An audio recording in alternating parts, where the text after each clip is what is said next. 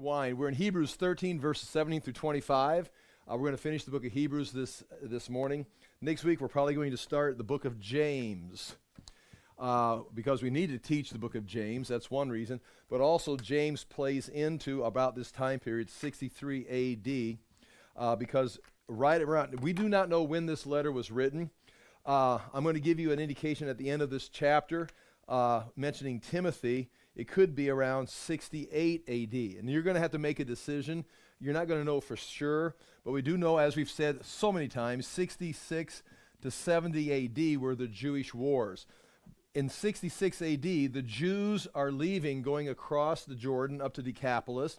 John and Mary are heading towards Ephesus, which is where Timothy's going to be, in 63 A.D. If they're leaving in 68 A.D., they're walking through Roman troops, legions of Roman troops, which, again, if that's the case, if they're writing this letter to the Jews in Jerusalem in 68 A.D., you're in the middle of a war.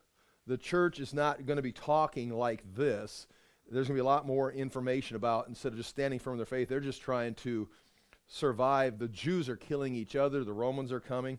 So it just doesn't make sense. Now, I'm not saying it can't be. It just doesn't make sense that it's 68 A.D. 66 A.D., it would be kind of bad timing because you got a letter going to the church of Jerusalem telling them how to live and in their society, but at the same time, they're packing their bags, getting ready to leave. So it's kind of like a letter, I don't just put it here. They don't have time to read it. 63 A.D. seems better for me, but that doesn't mean, that's me interpreting these things. But nonetheless, if it is 63 A.D., and this first verse we're going to see, chapter 13, verse 17, is going to talk about obeying your leaders. One of the leaders of the church since the early days of the